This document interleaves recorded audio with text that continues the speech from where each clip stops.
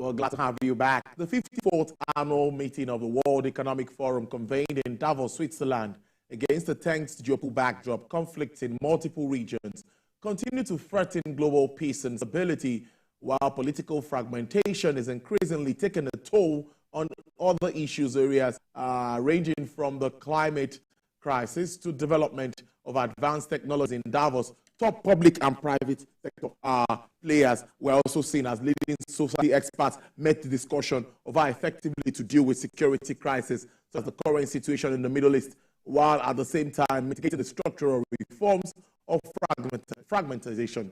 Now, the meeting was attended by over 60 heads of states and governments, nearly 300 ministers and other political leaders, several of which delivered public addresses. Let's get talking around this important yearly gathering. And no other person is joining me to do this than the Group Chief Executive Officer of Cowrie Assets Management Limited, Mr. Johnson Chukwu. Thank you so much. Mr. John, thank you for joining us this Monday. Thank you, Tolu, for having me. Good day. Yes, a lot was said at Davos, but I want to ask first for the fallout of what myself and Dr. Teriba spoke in the first half of the show, what we spoke about. Do you think Nigeria is really open for investment? FDIs, FPIs at the moment? Well, I would say that Nigeria is willing to receive investment, but the environmental condition, the economic condition of the country is a put-off for investors. The Nigerian government has actually striving to see investors come into the economy. But like the economic condition, high inflation rate, unstable exchange rate, high level of insecurity, low foreign exchange reserve are put off or are scared to foreign investors. So in terms of the economic environment, I would say Nigeria has not prepared itself as a destination for attracting foreign investment. Well, let's now go to discussions here. And I can say that this conflict, of course, around the world is really impacting trade. And let's also look at what is happening, shipping security, what is happening in the Middle East. How do you see all of this affecting the takeout from this very important gathering? You know, unfortunately for the world economy was still struggling with slowdown in trade occasioned by the dispute between Russia and Ukraine, which made the Western countries to stop buying crude from oil products from Russia. And now we're adding to it the crisis of shipments along the Suez Canal and the Red Sea, where the Houthi militia is threatening to attack vessels. So we are going to be dealing with a situation where, because for logistic reasons and other geopolitical issues, the world trade volume is declining. Remember that one of the constraints we had until the middle of last year was China still locking down its economy because of COVID, but they have lifted that. And we've not seen trade in this economy recover sufficiently because we're now dealing with geopolitical tension in East Europe and now in the Middle East. So clearly, these are constraints to global trade. And we saw global trade grow at one of the lowest levels last year compared to preceding years. But when we take this further, Mr. Johnson, I see that in many of the gatherings these days, following even the COP20 and all of that, the issue of climate change takes the front burner. And we know how countries are trying to move away from fossil fuels and all of that. But I would ask, do you think Africa is ready, maybe financially, to take advantage of those, the positives in climate change?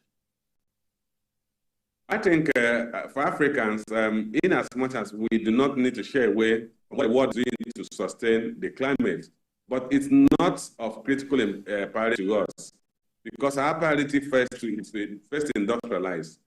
As we speak today, Africa is not a major contributor to carbon emission in the world because Africa does not even have the industrial base. So the African economic manager should focus first on industrializing the continent, creating jobs, and while they should not necessarily be unmindful of the need to conserve the climate. Remember how China grew. At some point, China was not even interested in being member of the World Economic Forum. Yes, at that point, China was focused on industrializing. And the concern was that China was emitting so much carbon into the carbon print. Chinese carbon print was quite huge.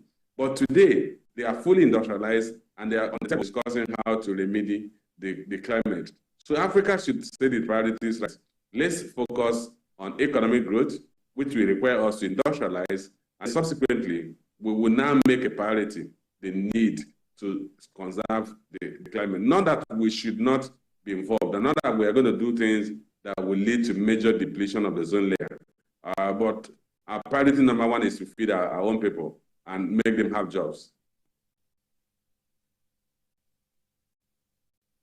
Europe is also extending efforts to, energy independence is what they actually aim at.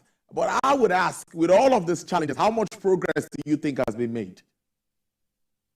Well, Europe, if you remember, that one of the things that Europe did, which is also very pragmatic, which I also think Africans should learn from, is that at the outbreak of the war between Russia and Ukraine, European countries were willing to go back uranium as a source of energy, and they were ready to recommission the uranium-powered power plants.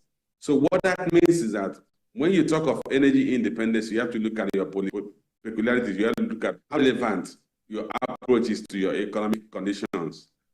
Europe could become energy independent if they go back to uranium as a source of energy supply, which they contemplated at the outbreak of the war. For us in Africa, we have some uncommon advantages in the sense that we can actually fully explore solar as an energy source, and we can actually, with the advancement in battery technology, we could be easily energy independent if we do the right investment. But for Europe, the process of attaining energy independence, if they have to move away from fossil fuel, will take a longer time because it all depends on advancement in battery power. Of course, we are seeing material advancement in that technology, but remember that most European countries do not even have the benefits of solar power supply because of the climatic condition. Any hope for oil producing countries like Nigeria, particularly at this time, taking advantage of all of these lapses? Do you see Nigeria taking a place there, particularly gas? We've been talking about this, taking advantage of the gas reserves, both proven and unproven, that we have as a country. Do we have a space in this market globally? Yeah, it's actually difficult to say we have a space in the market without being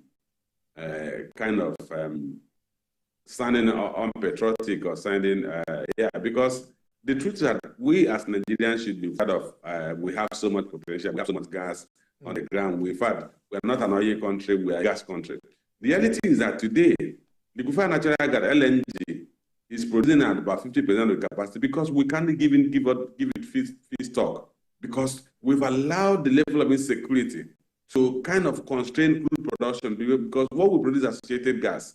And because we're not producing enough crude, we are not producing enough associated gas to feed the liquefied natural gas plant we have.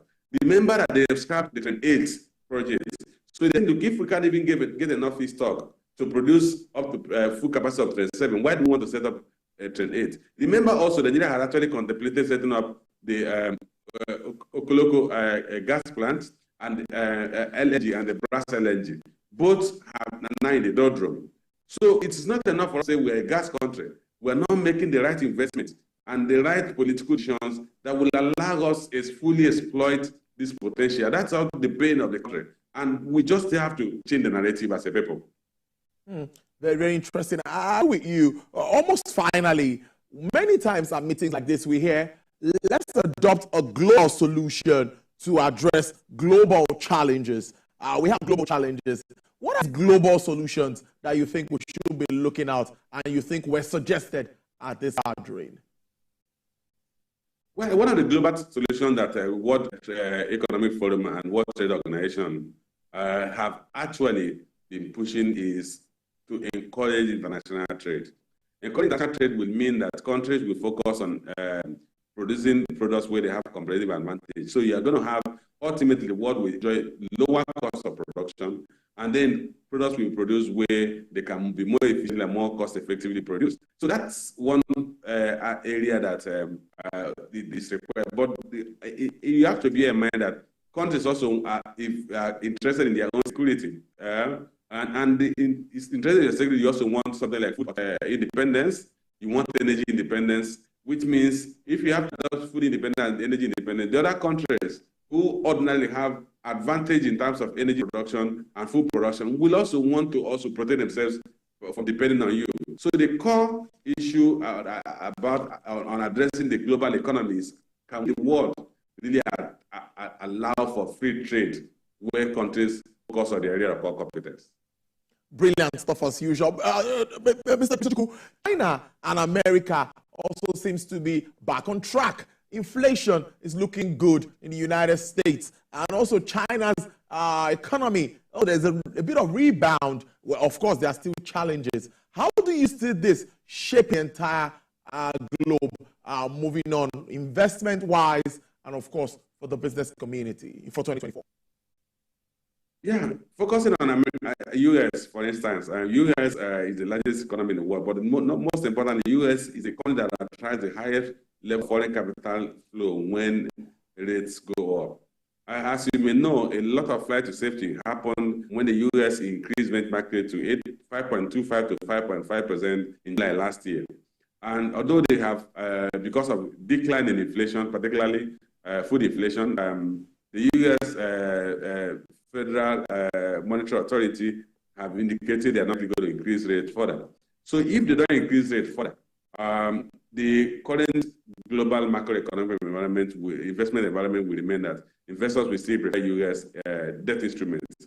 But should they, in response to declining interest rates, inflation rate, reduce interest rates, then we will see a flow back of capital away from U.S. to the emerging economies, which is one of what we have been looking forward, that we should see capital flow back to other countries that emerging and frontier economies or emerging and developing economies.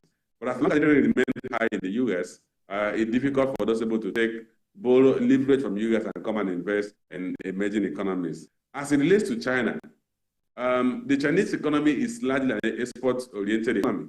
Should the interest rate drop further in U.S. or drop in U.S., if only drop U.S., and the response, U.S. monetary authorities reduce interest rates, it encourages consumption, which will further spur economic growth in China, because China, America is still one of the largest import markets for Chinese products.